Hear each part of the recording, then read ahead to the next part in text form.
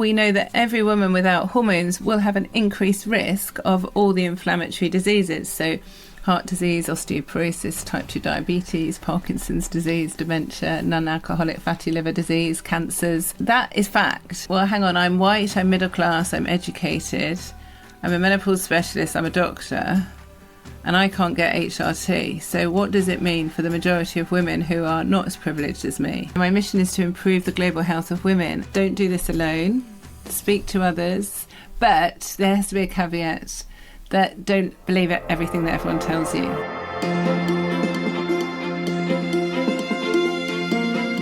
Hi, I'm Caroline Carey and welcome to the Eat, Nourish, Love podcast. For over 20 years, I've created events, raised over 4 million for good causes, and been lucky enough to meet some incredible people along the way. This podcast is about exploring stories and insights that really shape us, with inspiring guests from wellness, business, self-care and personal growth. It's about learning to trust our intuition and discovering what truly matters, and how, with hard work, belief and tenacity, we can make so many things happen.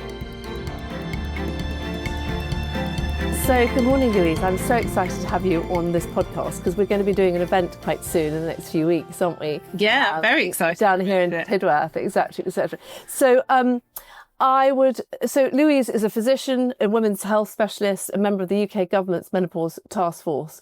But you are out there as the leader in this whole. You've been campaigning and talking about this and inspiring, engaging people for so long. And I suppose what I'd love to do on this podcast is take us back to where it all started, why you're so passionate about it, and what are the things that people who are a little bit reticent about taking HRT and all the pros and cons. So where did it all begin with you? Well, like many things in life, it just happens. Like I've never had a plan.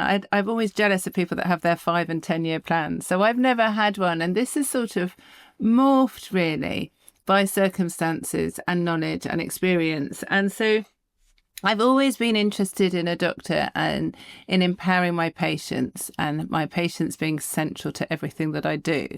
But I've also been very interested in how the body works and doesn't work. So I'm very interested in our body's tissues, cells, and how all the different processes that occur. So many people probably know that I've got a pathology degree as well, and pathology is the study of disease. And I did the 3-year degree in 1 year, so it's very intense. I took a year out of medical school to do it. And it really then made me understand the molecular processes that go on, like what happens when cancer occurs, what happens when we get heart disease, what happens when we have inflammation in our body. And then, as a doctor, I've always been really inquisitive, thinking, why does this happen and how does this drug treatment work, or how do we prevent disease, or what's going on? And I've been very fortunate that I've done lots and lots of different specialties in hospitals. So I've done rheumatology, I've done hematology, I've done cancer medicine, I've done psychiatry, I've done neurology, I've done all sorts of different specialties, learning all the way, and then went into general practice because I wanted to be a bit more holistic, treat the person, not the disease. But I worked part-time as a GP for many years to fit in with my family. But the time that I wasn't working as a GP, I was working as a medical writer. So I'm seeing patients on the front line, busy NHS GP, but other days of the week I'm writing and absorbing medical literature, but also summarising it for other GPs. So I've written 4 books on evidence-based medicine. I've summarised all the nice guidance, or many of the nice guidance, for the Royal College of GPs. I've gone back to like the basics of everything. And it's given me this professional curiosity that I think a lot of doctors don't have, because a lot of my colleagues are on a sort of hamster wheel. It's really hard working on the front line, seeing patients all the time. And so then they don't have the time, the energy, the bandwidth to do the jobs that I've done with the medical writing.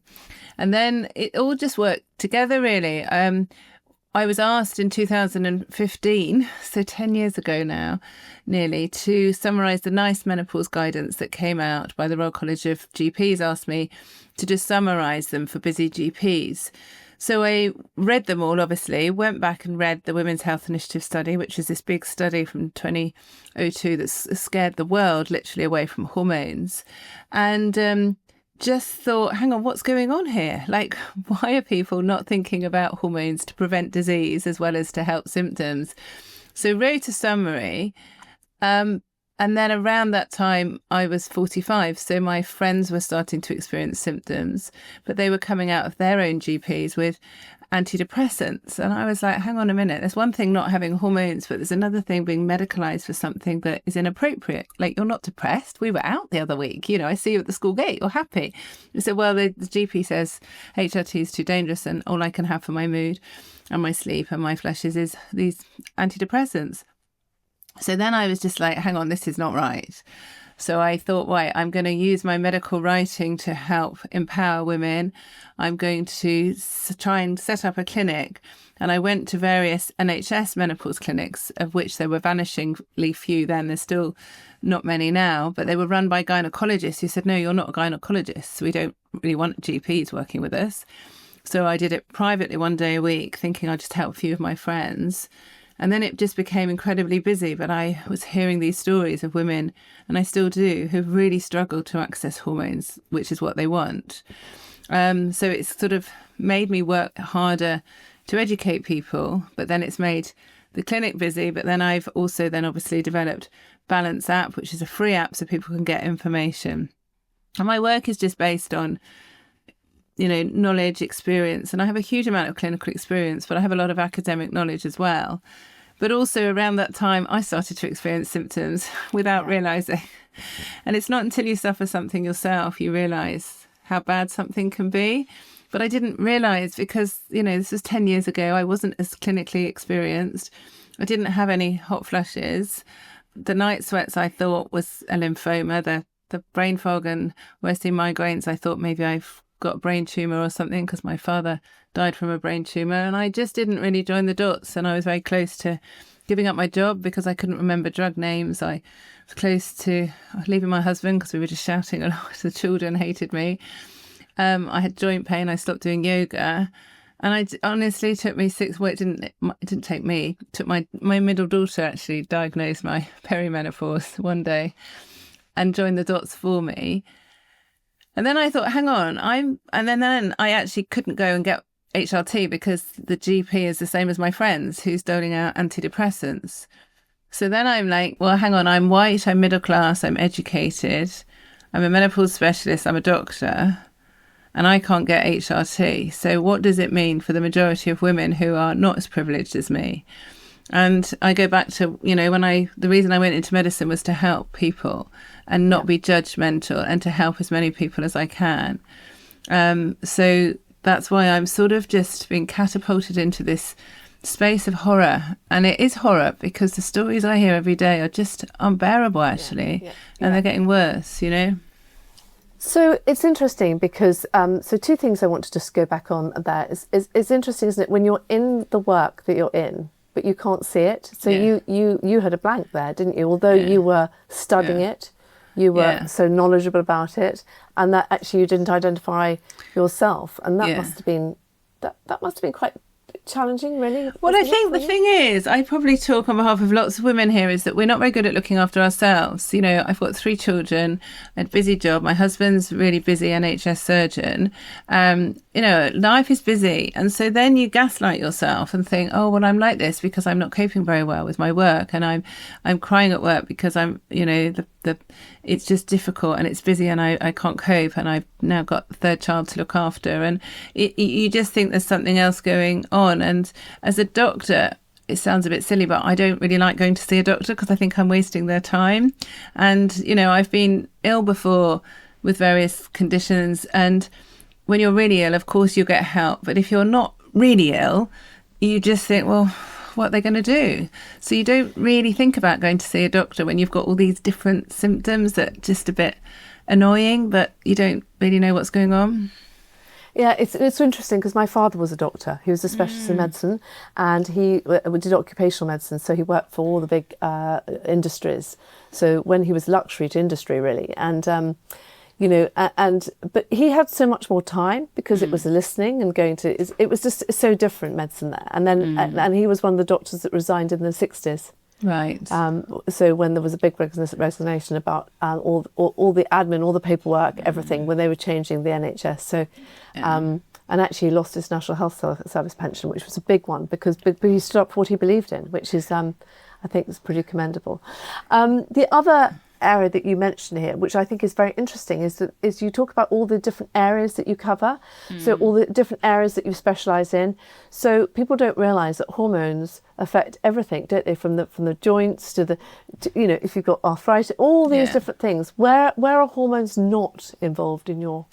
Well, they're involved everywhere, and I think this is what's really interesting. Is when often especially when I talk about hormones, everyone thinks I'm talking about hormone replacement therapy, and I'm not. I'm just talking about hormones that are produced in our bodies. So our organs produce hormones, and we produce dozens of hormones. So I'm only really talk about 3 hormones: progesterone, estradiol, which is a good form of estrogen, and testosterone. And men and women produce these hormones, and they're not just produced in our ovaries, because that's the other thing. Everyone thinks that they're related to our ovaries and reproduction and bleeding, and of course they are associated with that, but they're also very important neurosteroids. So they're hormones that are made in our brain that have really important function in our brain, but also in our cardiovascular system, our bones and joints, our kidneys, our lungs. Every system of our body responds to these hormones. As I say, that's what. So when people are having symptoms, they often don't associate it with the hormones and hormone imbalance. So you talk about estrogen and testosterone. Now, we produce a lot of testosterone, don't you? Can you just explain to us about the estrogen and testosterone in females? Yeah, so all 3 hormones are really important, and in fact they're derived from cholesterol, which I think blows a lot of people's minds because everyone thinks that cholesterol is bad, but actually cholesterol is good. Cholesterol forms our cell membranes. It has really important processes and jobs. So cholesterol forms progesterone.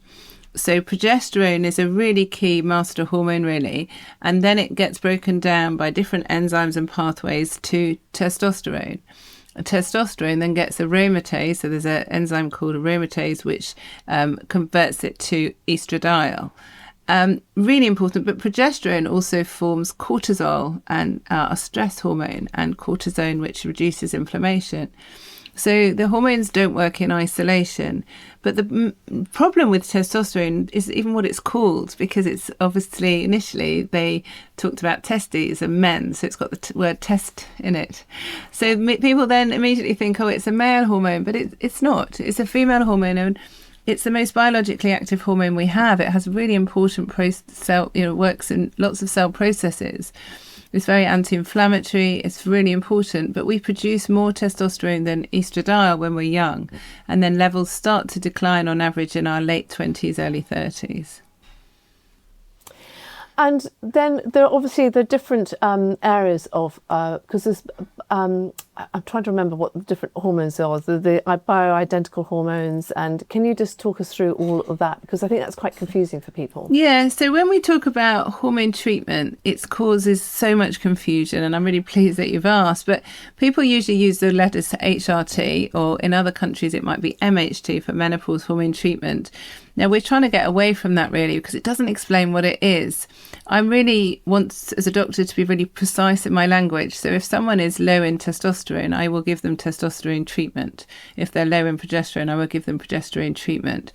But the hormones that we prescribe are body identical, bioidentical. I mean, they're regulated hormones. There is some confusion with the word bioidentical because they can be manufactured and they're not regulated in the same way. But the ones we prescribe are all regulated. But they're exactly the same chemical structure as the hormones we produce when we're younger. So we replace like with like.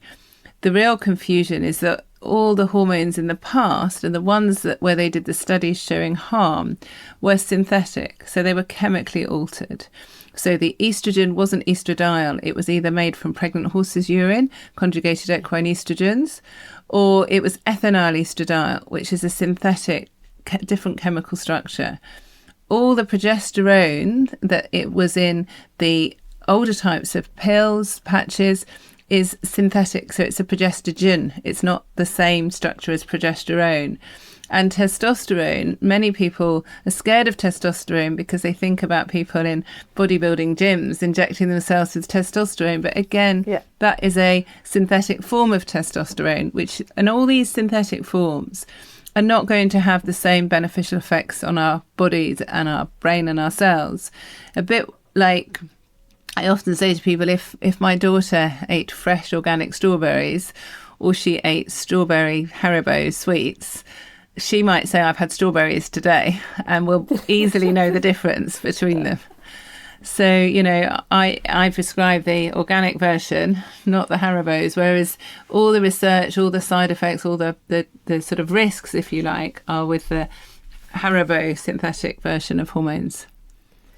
So someone who's thinking about going on to HRT or not, obviously there is so much controversy over it, and should they, shouldn't they, what are the side effects, what are the benefits? So I think you need to educate our listeners a little bit on that. So I think it's really interesting you use the word controversy, because I don't think it is controversial. I think it's been made to be quite political, more than any other area of medicine, actually. Yet we've got very well established evidence how safe hormones are and how effective they are since we first discovered hormones in the late 1930s. But what's happened is people have got their own agenda and people have got their own conflicts. And, just for transparency, I do no work with pharmaceutical companies at all. So my work, it does not come from an area of conflict. It comes from knowledge.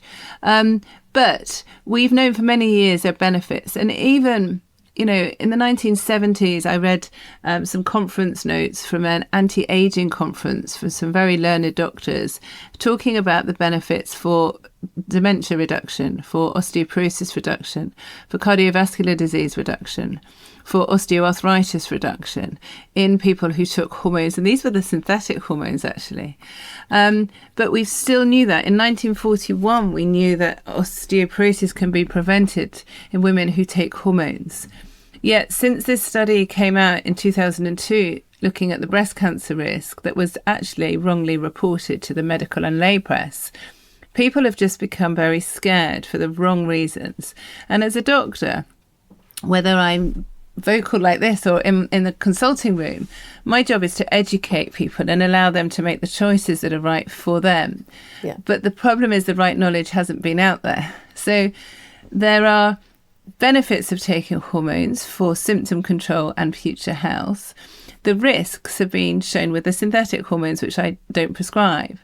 But it's not just about the harms of treating, it's the harms of not treating as well.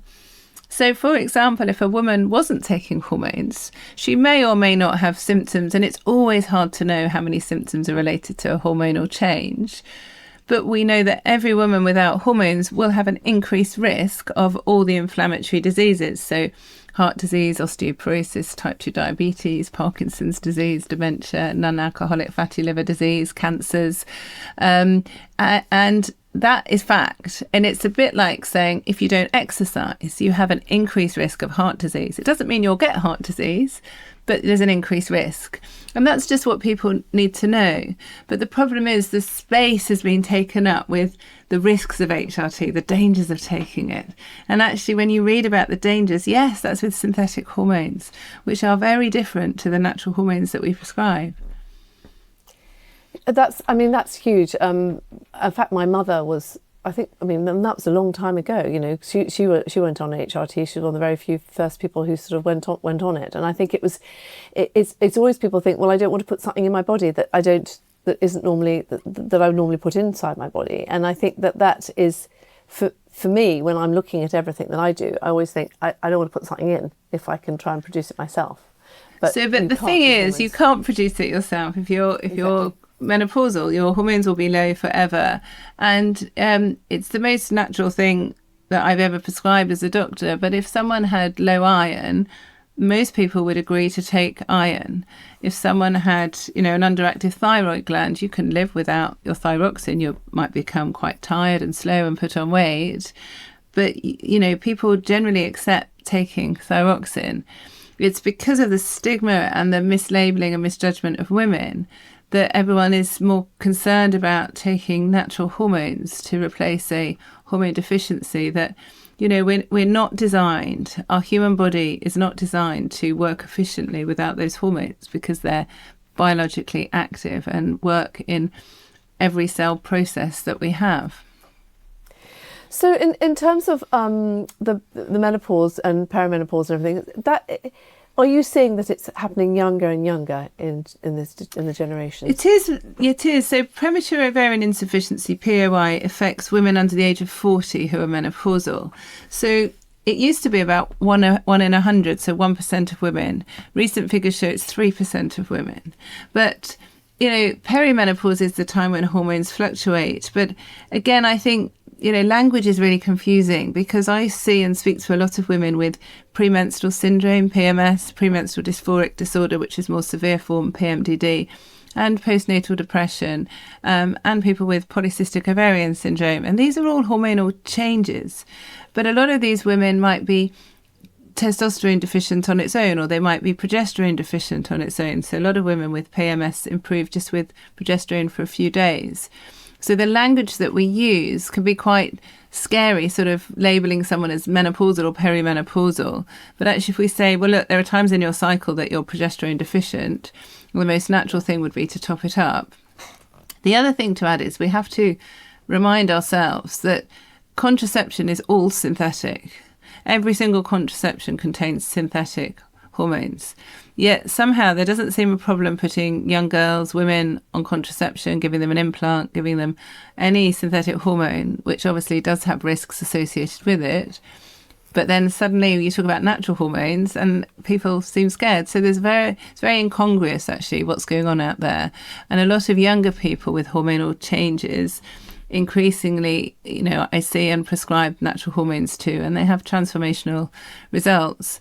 So I sort of, as a doctor, I'm very cautious about sort of labelling people with something unless it's really helpful, because having a diagnosis is not the same as having the correct treatment.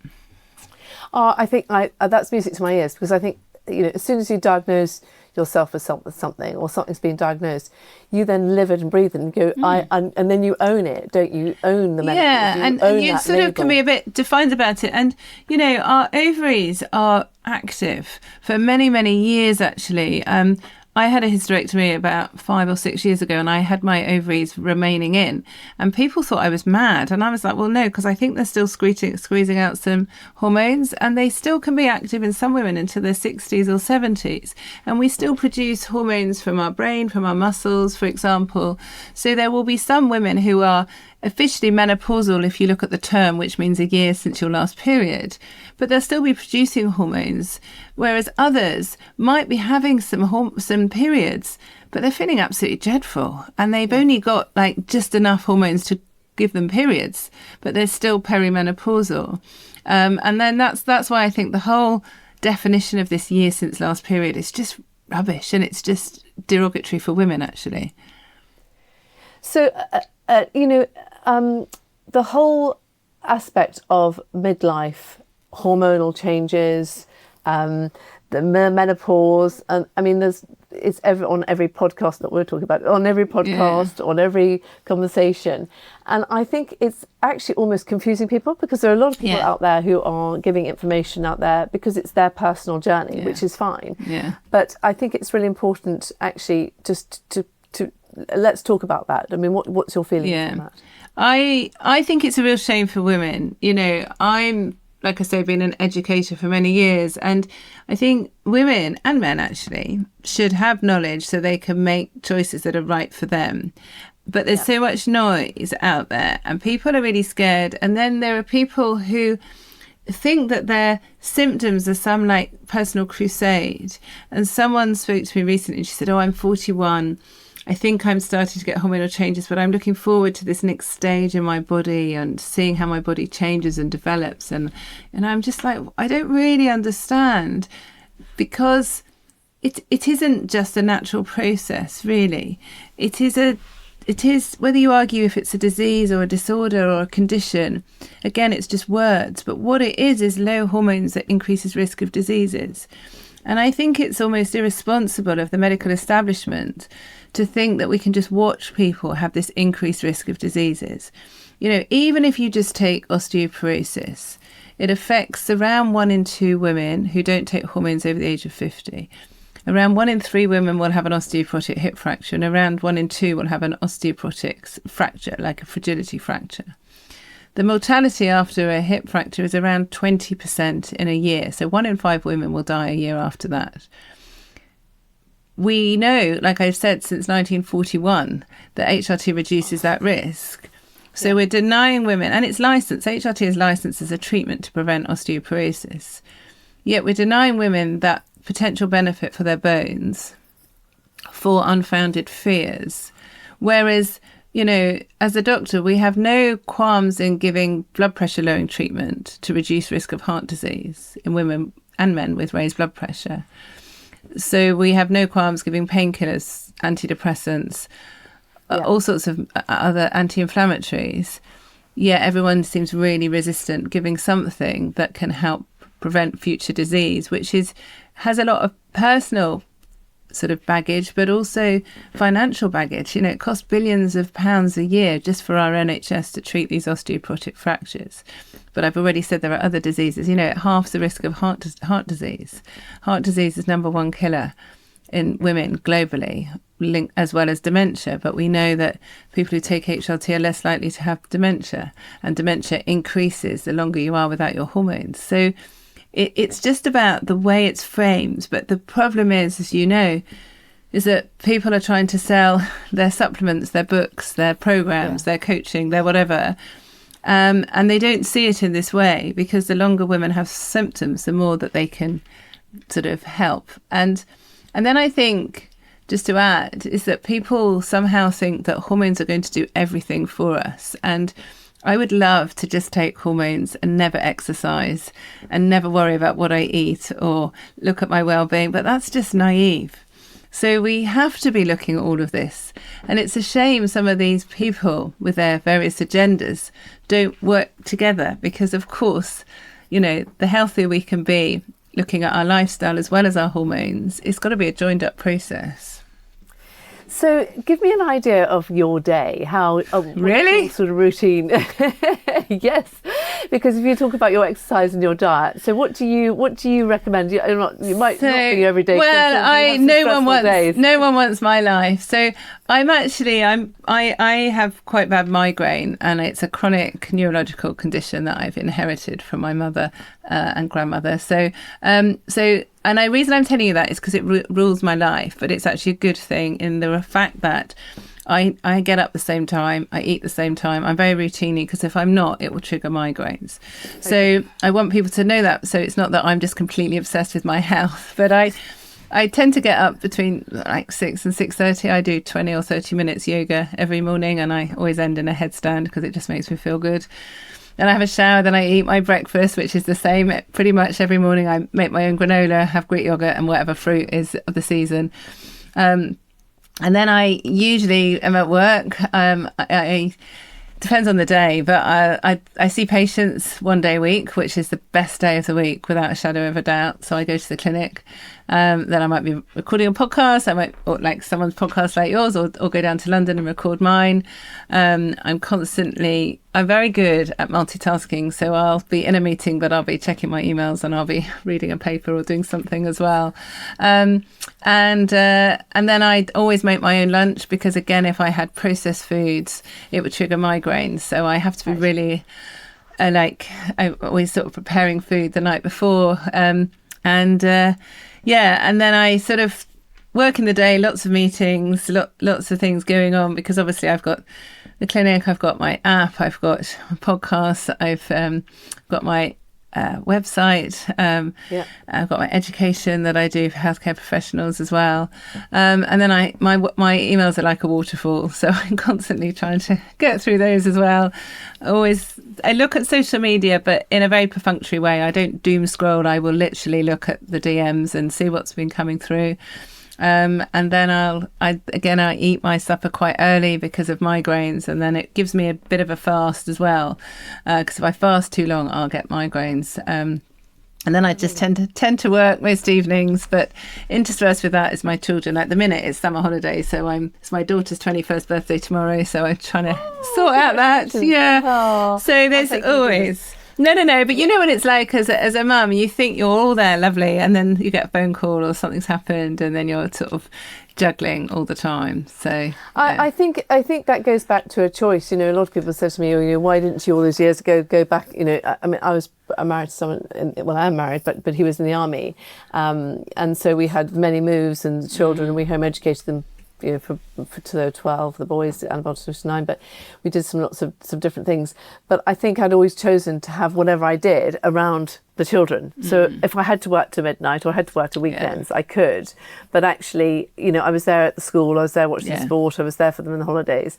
And I think that's a choice, isn't it? It is a choice, and it's a sacrifice. It's hard. I've never had a nanny or anything, and my father died when I was 9, and I remember him, and I never want my children to grow up thinking that I wasn't there for them.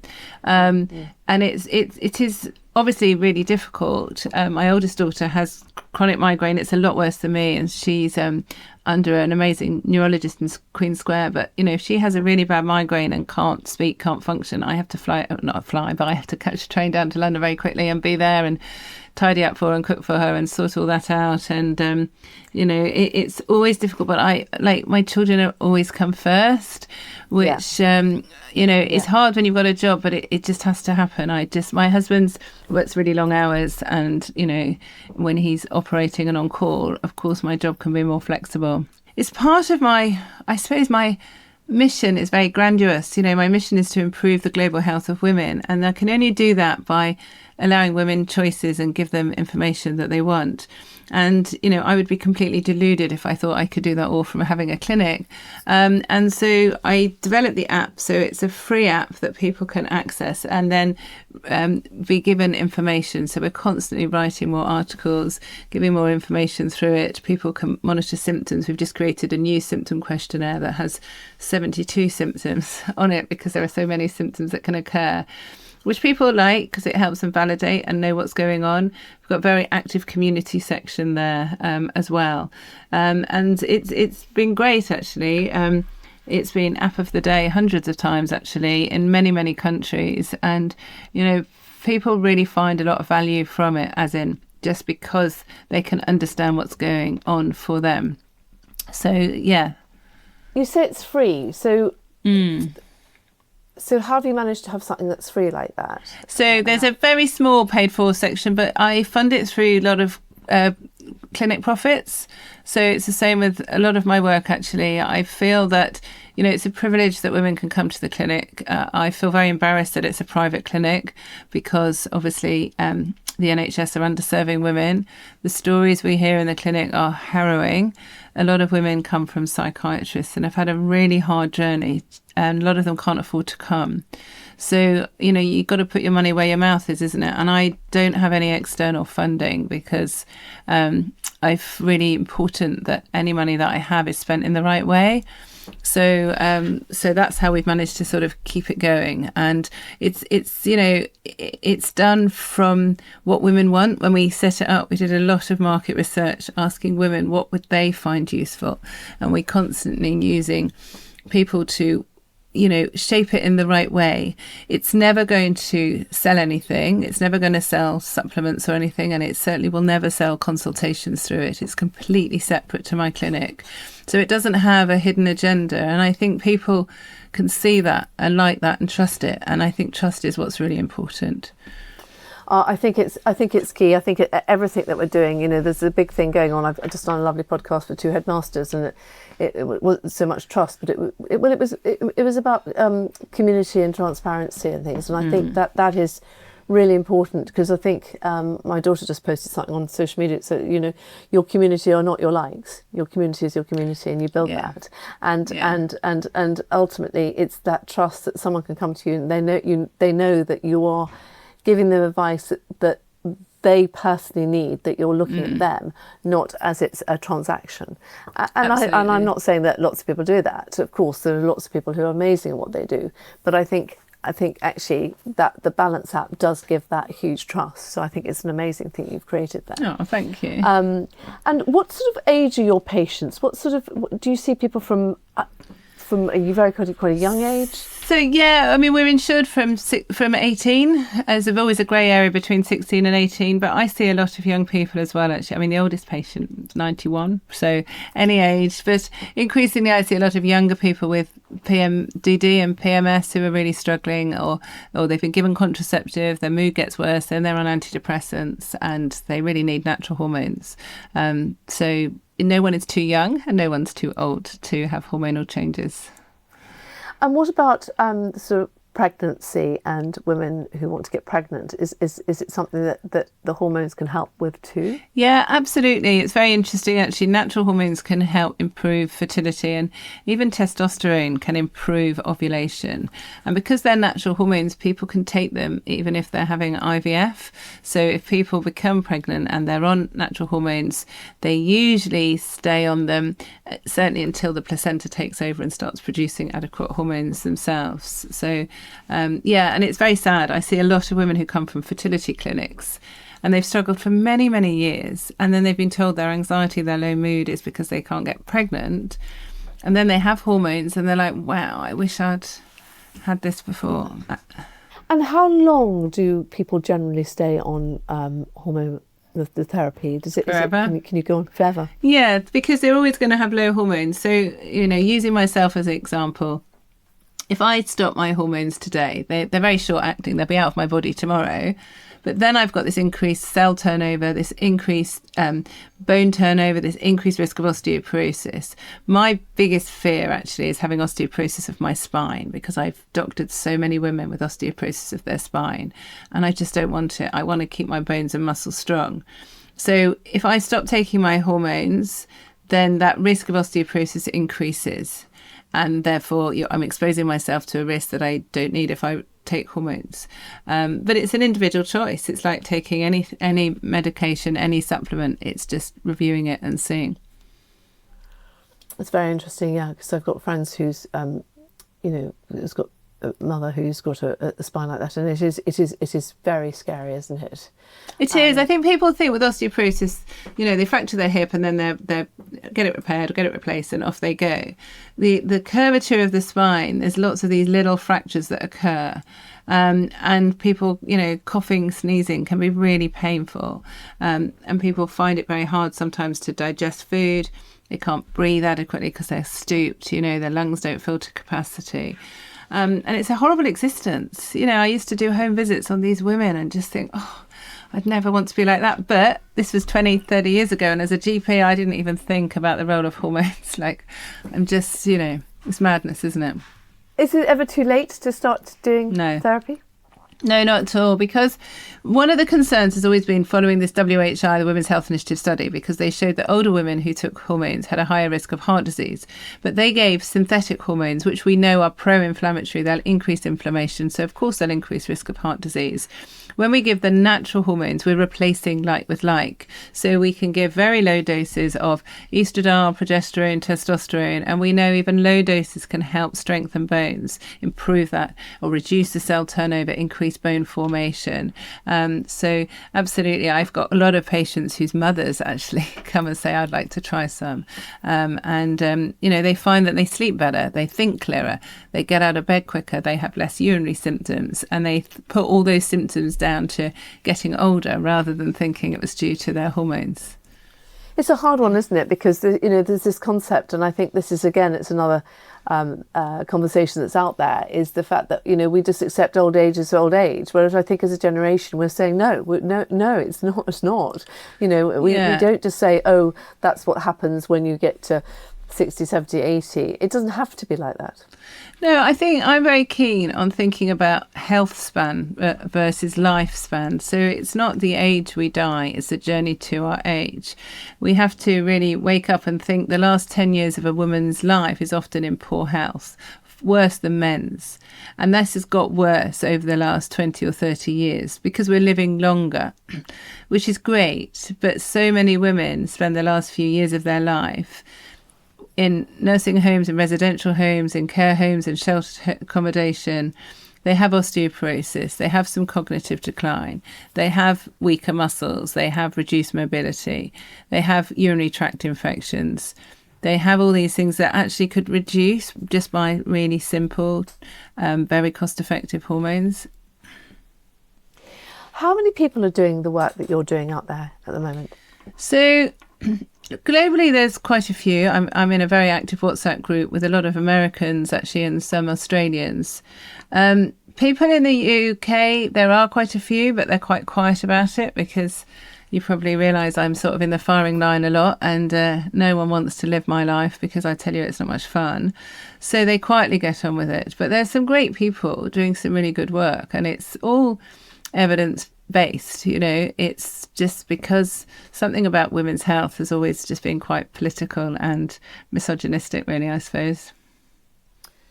So, like anything else, if someone is speaking out and putting their head above the parapet, as someone said, you have got to expect to be shot at. And I think it's something that my father used to say as well, that if you stand up for something, not everyone's going to agree with you, but it's been pretty tough for you, hasn't it? It's been incredibly tough. I don't even want to say how tough it's been because I'll start crying. But I didn't really think I was sticking my head above the parapet because, I've written about menopause for 20 years. In fact, I used to do a weekly article for GPs and that went free to every GP. And my mother very kindly collected all the articles and saved everything that I'd written. And she gave me a box a couple of years ago, and there's articles that I've written in 2001 about menopause and HRT, and nothing's changed. But I just presumed that other doctors did the same as me. It was only when I became more in the public domain and heard more stories that I realised doctors weren't working out of the guidelines. They're not working out of the evidence. But somehow it's been twisted that I'm the baddie. And it's like, hang on, show me the harm. Show me the things that I'm really doing wrong. Show me where I'm not working out of guidelines or evidence, because I can't find anything. And I'm just being used as an easy target, really. And I think it's a shame because the biggest scandal is that why is it globally and in the UK, the majority of menopausal women are not prescribed hormones, because that goes completely against all menopause guidance. Yeah, and you're doing so much for so many people, and it's quite interesting. When I said you put your head above the parapet, what I meant is the fact you stand up for what you believe in. You're doing the work that you believe in. Even you say I don't think I was doing it. It's just what was for you was common practice would be something that actually does make sense because you help so many different people. Well, I think so. Yeah. And I think, it's interesting, even you using the word controversial, like a lot of people have called me controversial, and it's like, well, can you maybe think of another word beginning with C? How about calling me clever? But why not think about me as a thought leader or someone that shares evidence and knowledge? Because a lot of this work has been around for decades. I'm just... vocalizing it and verbalizing it. So don't always shoot the messenger. People are very quick to criticize, and I think it's hard. It's worse in the UK. People like failures. So quick. And actually, I use these words probably because it's what's been in the media, and it's what I think it's what people would like to hear, and may think it's controversial. I'm quite controversial about a lot. When I say controversial, I stand up for a lot of things that I believe in, and they are the right way. Not controversial, but I just, they've been incredibly amazing, really, for the different areas that I've worked in, and so I'm absolutely behind everything that you do. But it's just because it's the news, isn't it? People always like to have a go at people, and but the work you're doing is phenomenal. Fun enough, I've got. Someone messaged me from Bermuda. This is really weird. Who's coming to the event? Oh, nice. And I said to my son last night, why? Who is this? Anyway, so I said, look, could I just ask you, how did you hear? Because she's looking for accommodation. She said, she saved my life. I think she saved my life. Aww. So there you go. And that's someone who I didn't even know. And I was thinking, is this something, Oh.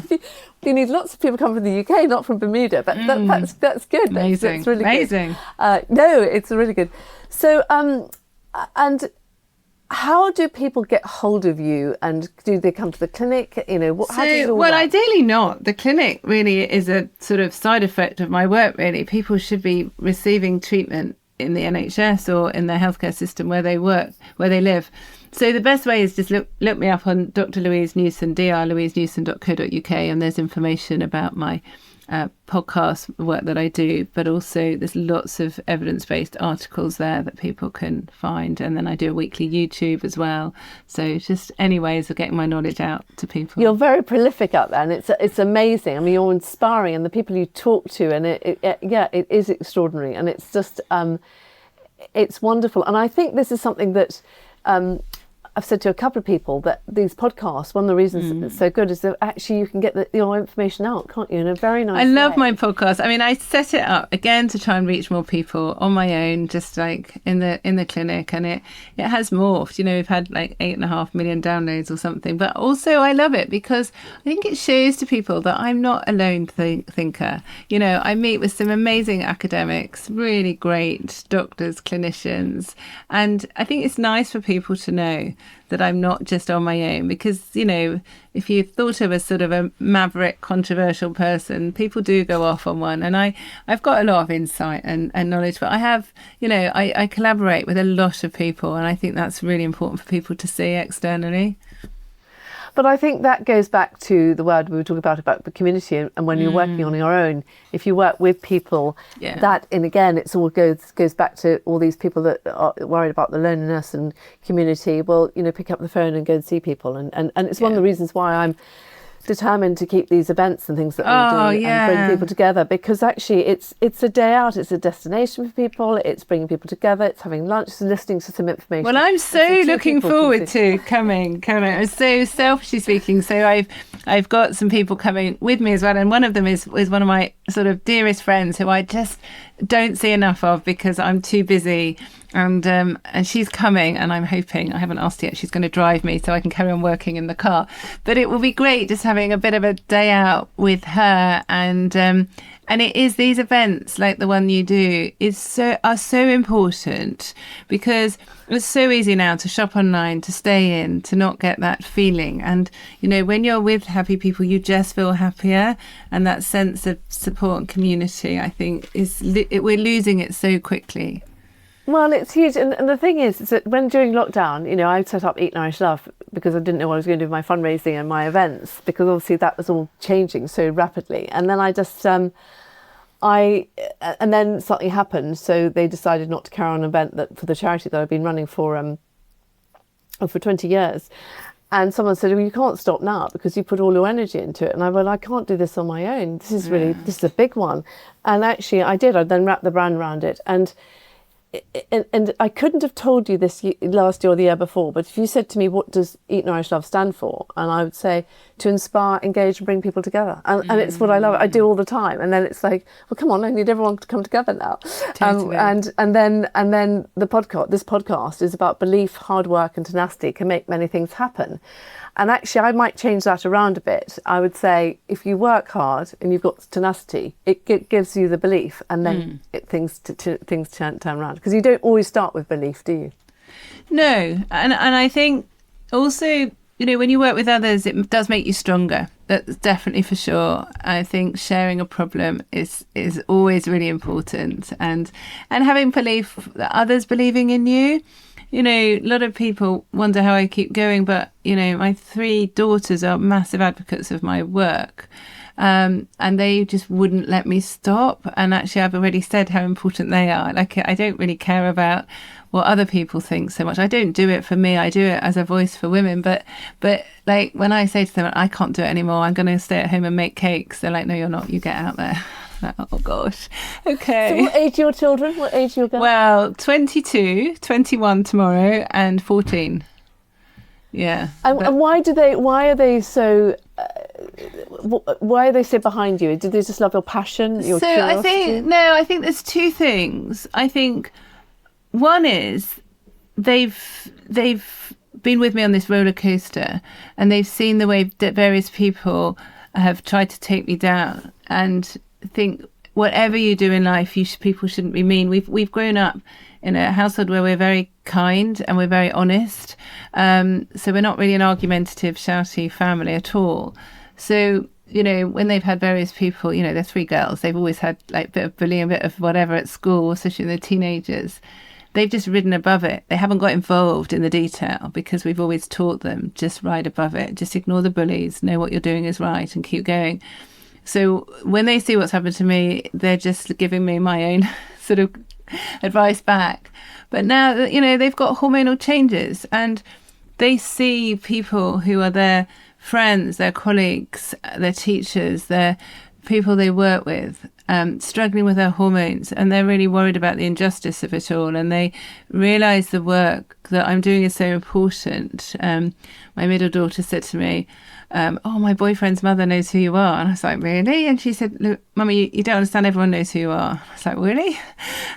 So they're proud of what I stand for, but also they can see the big difference that I make for women. And some of their friends have been to see me, and especially my oldest daughter, because she plays the trombone, so she plays with all sorts of ages of people, but she's recognizing hormonal changes in a lot of her friends who have got really bad sort of PMDD. And one of them actually messaged me yesterday because she's just coming to the end of 3 months, and she said, I need some more hormones, but you've transformed my life. I never thought I would feel this good and have this much energy, and I don't have migraines anymore. And this is a musician who has struggled her whole life with hormones. Her mother struggled so much. Her mother's American, and I'm not giving any confidentiality away, but her mother's American and couldn't get hormones when she had severe pain and a lot of mental health issues, and then they diagnosed it was a hormonal problem and took out her womb and ovaries and said, let's just get rid of your hormones. So everything got worse. She couldn't afford the drugs she was on, so she turned to alcohol and meths and street drugs, because that's what people do if they're not getting medical help. So she's been grown up watching this and has been petrified that her life would end that way, unable to get help over here in the NHS.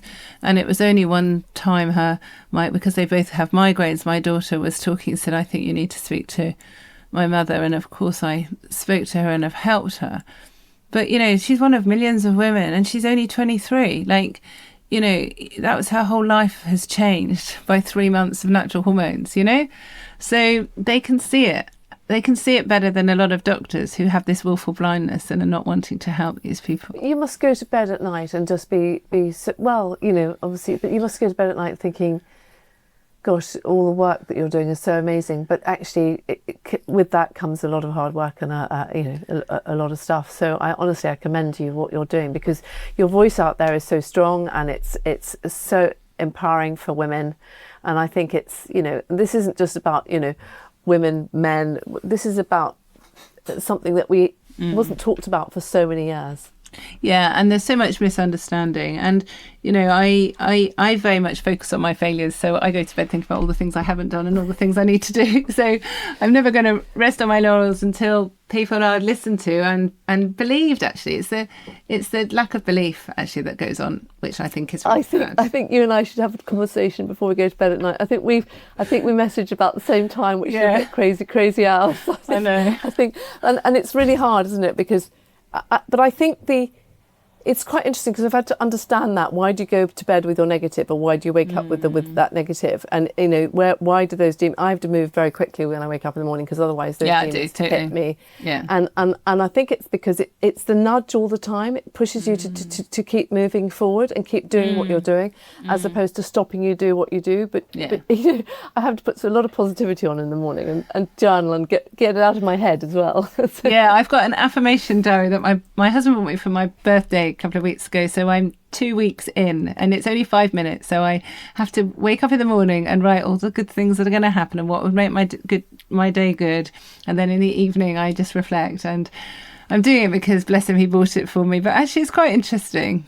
But do you find it hard? Yeah, because I'm so hard to myself, so I just focus on all the things I haven't done and all the negative things. And when they say like what's good about you, it's like nothing. I'm an awful person, but then it is difficult. But somehow writing, I do like journaling and writing things down. I think it's quite good. But I meditate a lot. I have to meditate to get the thoughts out of my head. Yeah, no, I understand that. And actually, Libla and I are probably going to be doing a talk at the fair, which is all about power of the written word. Because and I said sometimes I write in this journal, and honestly, it came through reading The Artist's Way, actually. It was an amazing book. And it says you've got to write 3 pages.